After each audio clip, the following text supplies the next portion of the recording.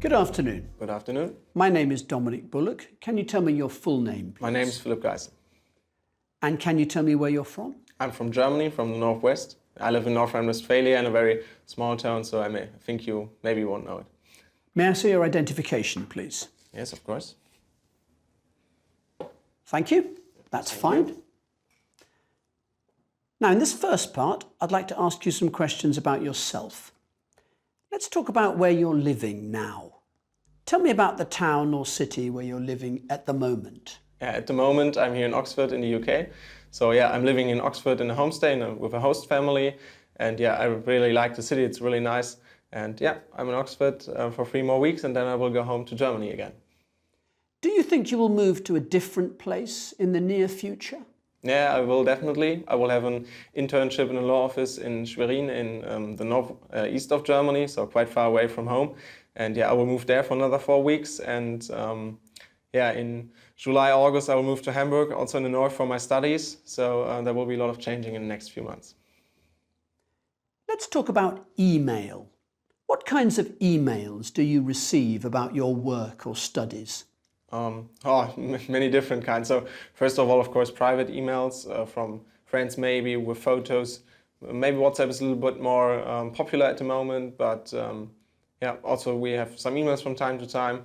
From university, I also receive emails, for example, for tests that I had to take or for some documents that I still need from the A-levels, for example.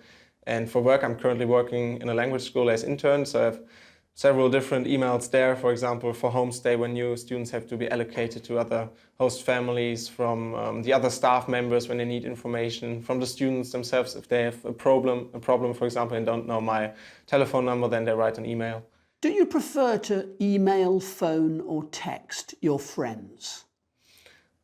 Depends on the friends, to be honest. So really good friends, I often call them. So I'm here now for 7 weeks in Oxford, and my really good friends, I have like once a week a little chat on the phone. I think it's more personal than WhatsApp or than emails or something like that. So that's what I really like. For short messages, just to get information, I would rather prefer WhatsApp. But yeah, good family members, good friends, I would always prefer a phone call. But I don't really like emails, so emails are kind of not very personal and really it's like distance when you write an email to your friends. So, do you reply to emails and messages as soon as you receive them? Also depends on the message, to be honest. So yeah, when it's really urgent, then I reply very as soon as possible whenever I have time. And when there are emails that are not really urgent, not really important to me, then maybe I don't answer them. Maybe I answer them a few days later, a few hours later. It always depends on the situation. Are you happy to receive emails that are advertising things? Oh no, I hate it. It's really annoying if you have all these spam emails with people trying to advertise things to make you buy things. I really don't like it. I always delete these emails as soon as I get them to clear everything and to have the really important emails. Let's talk about cars and driving. How often do you travel by car? Back in Germany quite often, and I really must say here in Oxford I'm only using buses since I don't have my car here. I came here by plane, so I really miss driving, to be honest. Why? Because it's freedom, I think. I think for Germany in particular, most people like their cars. Most people, it's like a symbol for some Germans of freedom, and I really like to go on the Autobahn, to go on the highway, to go fast. I really enjoy it. It's and I really can relax while driving, hear music. Of course, stay concentrated, but I really like that. And I'm coming from an area where you need to drive. There's no good bus transfer because it's a very rural area. So you need a car to get to your friends and, I don't know, to go shopping or anything. Who in your family drives the most? My father, I think, because he's working 50 kilometers from where we live in Münster. And he has to drive like 1 hour a day. So I think he's driving the most. What kind of car would you like to own one day? And that's an interesting question since there are so many different cars.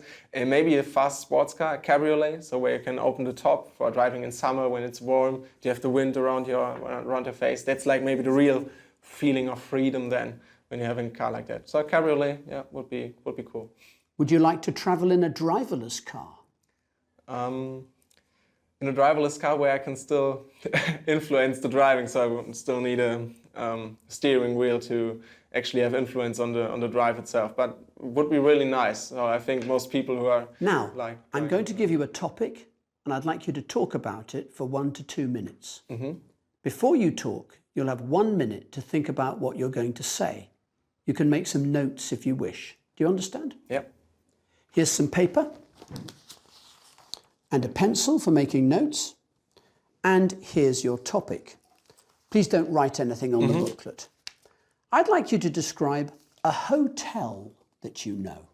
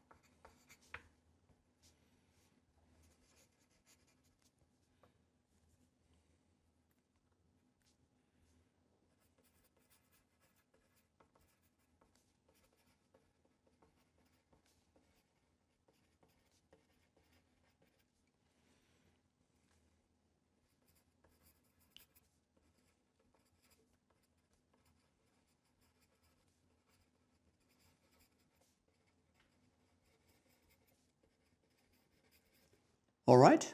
Remember, you have 1 to 2 minutes for this, so don't worry if I stop you. I'll tell you when the time is up. Can you start speaking now, please? Okay, this hotel I'm describing is in Greece, more particular on Crete, so on the island. It's a four-star hotel where I've been with my family a few years ago, so with my brother and my mother and father. And it's really close to the sea, what I really like, because I like to go swimming, I like to wake up and have a look on the ocean, so that's really, really nice. The Mediterranean Sea, so good weather is always a nice thing. We were there in summer. It has 30 to 35 degrees, really nice. Not too hot. We were quite lucky because usually they have like 40 degrees. They have really good food. They had a really good kitchen. That was a nice thing. So there was always different food in the afternoon. The breakfast was really good. Yeah, and they had a really nice pool area. So they had like 3 different pools, some for children and then pools that the adults could use. That was really nice. Because I really like to go swimming, just standing up, going out of bed, going in a pool. That's really what I really enjoy. Yeah, and because it's close to the sea, we also were allowed to go fishing there. So they offered like fishing trips because I'm also fishing in Germany. I really enjoyed that. And what's also cool, they had a gym there in the hotel, which is rather big. So just standing up, going to the gym, training, maybe have a little swim in the pool, and then get back to the family, have breakfast. That's really nice. And they also had some bars there. I was not allowed to drink at the time, but maybe if I would go there again, we would have some fun drinking. But it was a rather big hotel, so today I would prefer a smaller hotel with less people. So that was like the disadvantage with this particular hotel. So yeah, I would prefer a smaller one, but it was really nice because it was really in the center of the island. So we were close to different historic cities, Rhodos and other islands to visit in Greece. So yeah, and as I told you, the weather was perfect. So I would really like to go there again. Not maybe in that particular hotel. Have you ever recommended this hotel to anyone? Actually, I didn't, but my mother did. So my uncle was there with his wife and my cousin. So yeah, they went there. Thank you. Can I have the booklet and the paper and pencil back, please? Sure. Thank you. Thank you. We've been talking about a hotel that you know, and I'd like to discuss with you 1 or 2 more general questions related to this. Let's consider, first of all, staying in hotels. Well, what are the sorts of things that are important when people are choosing a hotel? Oh, several things. First of all, I think the location is very important. So, of course, the area where you want to travel to, what important sites are there, different cities, museums, cultural things to do. If it's close to the sea, if you have a maybe nice view from your room. So these are, first of all, I think the location. The country, of course, that's maybe the first thing that you ask yourself, which country do I want to travel to? Yeah, and the other thing, of course, then is the hotel itself. So how big is it? How many people are there? It's maybe more entertaining hotel for little children where lots of people are? Is it like a very small one in an old town of a city? And why do you think is it that some people just don't like staying in hotels? Because it's maybe a bit unpersonal. So maybe that's why most people, they go for like these flat sharing platforms, so that they kind of rent a private flat for a week or for 2 weeks for holidays, because it's more personal, because you're staying really in the old town, because you don't have to stick to certain times for breakfast. So it's a little bit, you have your own time management, you don't have to stick to it, and you have more privacy as well, maybe, because you don't have to, I don't know, look at the other visitors all the time staying with you for breakfast in the dining room. So I don't know, yeah. And thinking more about luxury hotels, do you think that staying in a luxury hotel is a waste of money?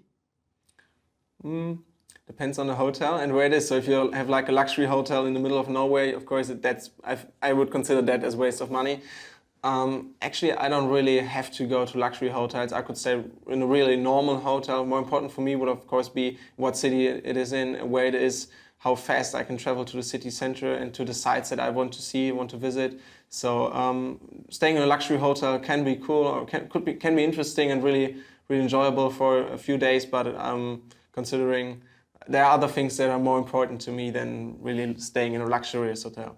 And from staying in a hotel, let's think about working in a hotel. Do you think that working in a hotel is a good career for life? A completely different topic. Depends on the job that you do there. So if you're, for example, a manager there in a really big hotel with lots of people staying there, could of course promote and push or improve your career. So when you really have to deal with a lot of people, really have to manage, have a good overview over the whole hotel, I think that is really good thing to learn multitasking there. The other thing is if you're, for example, a cook. So if you're really in a small hotel where you can really work on, so in a 5-star hotel or 4-star hotel, and you can really deliver good food that the customers appreciate. So really you can concentrate on the quality of the food, create something new, create something special, of course. And if it's a really famous hotel in a big city, of course, that will promote your career, I'm sure. And after that, do you think that working in a hotel, in a really big hotel, whether it's luxury or not, is a very different experience to working in a small hotel? Again, that depends on the job that you're doing there. For example, if you're a manager, then of course it's completely different, because you have less people, but you can also, if you're in a smaller hotel, you can concentrate on the people you have, really take care of them, like I know a private person that kind of advises them on their trip, on the things to do, so you can really get in touch with the customers. That's maybe one advantage in a really small hotel, because you don't have to spend that much time on dealing with everything else, I know, with the amount of people coming, the food, the cleaning, because everything is smaller, you can really concentrate and deliver better product in general, so there would be an improved quality maybe. And in a really big hotel, you then have to deal with lots of people, and I think that's very different, because you can't really get in touch with them. And thinking about being a successful hotel manager, what sort of skills do you need, do you think, to become a really successful hotel manager? Yeah, I already mentioned having an overview, so really managing people, managing everything. You need to be able to, and you need to be able to multitask. So you have to deal with lots of things at a time. So how many people are coming, how many are leaving, what's the staff doing? So the people that you have to give the tasks to, other tasks. Okay, how do they interact with each other? Is everything working? Other people staying? Do they have a room? Is the room free? Is the room cleaned? What food do we offer in the next weeks? What do we have to buy for that? The social activities maybe that the hotel offers. So there are lots of things that you have to keep in mind at a time. I think that's really the most difficult thing, and that's really the skill that you need when you're a manager. Thank you very much. That is the end of the speaking test. Okay, thank you.